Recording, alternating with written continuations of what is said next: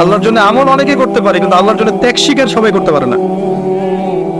আল্লাহ পাক এটা বলেছেন নবী সাল্লাল্লাহু আলাইহি ওয়াসাল্লামকে, কিন্তু ইন্না আতাইনাকাল কাউসার, মনে কষ্ট নিচ্ছ কেন হে নবী, আমি তো তোমাকে কাউসার দিয়েছি।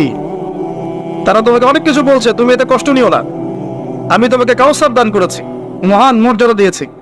ফাসাল্লি লিরাব্বিকা ওয়ানহার, তুমি তোমার রবের জন্য সালাত করো।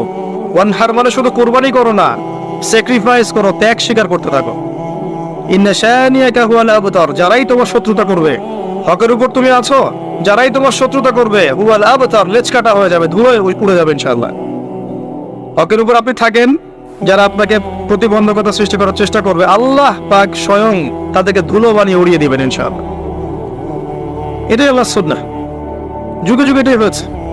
নূহ আলাইহিস সালাম, তিনি এবং তার অনুসারীরা আল্লাহ পাক বাঁচিয়েছেন না, তার বিরোধিতা যারা করেছেন তারা আছে, আল্লাহ ডুবিয়ে দিয়েছেন। আল্লাহ সুন্নাহ দেখেন।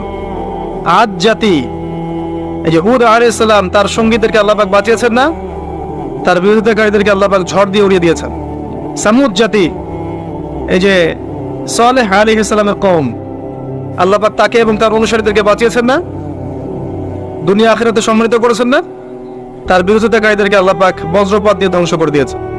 ফিরআউন, এর পুরো সুপার পাওয়ার, একদম মিলিটারি পাওয়ার, আল্লাহ পাক একেবারে লোহিত সাগরে ডুবিয়ে দিয়েছেন না, আর মূসা আলাইহিস সালামকে আল্লাহ বিজয় দিয়েছেন।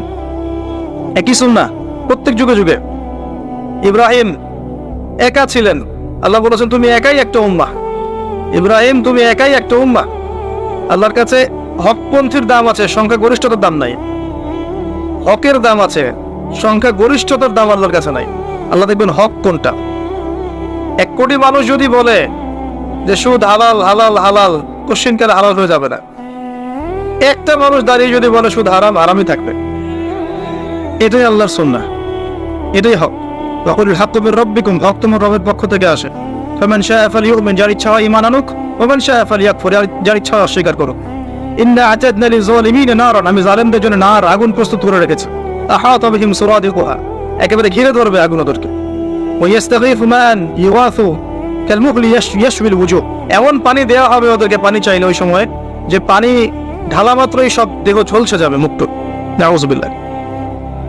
তো আল্লাহ পাক হকের মানদণ্ড দিয়েছেন, আল্লাহর পক্ষ থেকে যা আসে। একই সুন্নাহ, ইব্রাহিমের সুন্নাহ সেম। তাকে আল্লাহ পাক বিজয় দিয়েছেন, নমরুদকে ধ্বংস করেছেন।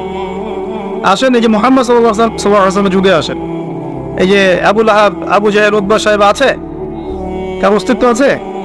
নাই। বদর কূপে লাশ পাওয়া গেছে, পাওয়া যায়নি। মুহাম্মদ সাল্লাল্লাহু আলাইহি ওয়াসাল্লাম এবং তার আদর্শ কিয়ামত পর্যন্ত টিকে থাকবে ইনশাআল্লাহ। এটাই রাসূলের সুন্নাহ, আল্লাহর সুন্নাহ, এগুলোই। অতএব আপনি হকের উপর থাকলে বিভিন্ন দিক থেকে বাধা পাবেন। এই সময়টাতে যদি আপনি সবর করতে পারেন, আল্লাহর পথে চলতে পারেন, ধৈর্য ধরতে পারেন, আল্লাহর জন্য সব সয়ে নিতে পারেন, ইনশাআল্লাহ দুনিয়াতে আল্লাহ সম্মানিত করবেন, পরকালে জান্নাতের টুকরা দান করবেন ইনশাআল্লাহ। আর পরকালের সাফল্যই চিরস্থায়ী। বাল তুফিরুনাল হায়াতাদ দুনিয়া, তোমরা এই দুনিয়াকে প্রাধান্য দিয়ে থাকো। ওয়াল আখিরাতু খায়রু ওয়া আবকা, কিন্তু পরকাল চিরস্থায়ী এবং উত্তম।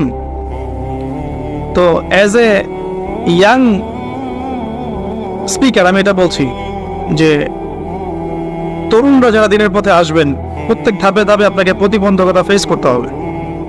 জার্নিটা সহজ হবে না। পরিবার, সমাজ বাধা দিবে, ধর্ম নেতারাও বাধা দিবে। যখন দেখবে আপনার মেহনতের ফলে ধর্ম ব্যবসায় ভাটা পড়েছে, তখন আপনাকে বাধা দিবে। দেখবেন যখন আপনার কিছু কিছু সত্য কথার ফলে আল্লাহ, এটা হাদিসে আল্লাহ জিবরাইল আলাইহিস সালামকে ডেকে বলেন যে আমার ওই বান্দাকে আমি ভালোবাসি, তুমিও তাকে ভালোবাসো। জিবরাইল আলাইহিস সালাম সমস্ত ফেরেশতাদেরকে বলেন আল্লাহ আমাকে বলেছেন, আল্লাহ ওই বান্দাকে ভালোবাসেন, আমি ওকে ভালোবাসি, তোমরাও তাকে ভালোবাসো।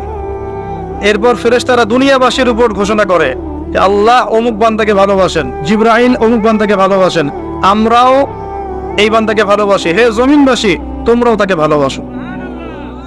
তখন গিয়ে দেখবেন যে আল্লাহর পথের কোন সৈনিক, কোন আলেম, কোন মুআল্লিম, কোন মুজাহিদ, তার প্রতি আল্লাহর পক্ষ থেকে মানুষের মধ্যে একটা ভালোবাসা সৃষ্টি হয়ে যায়।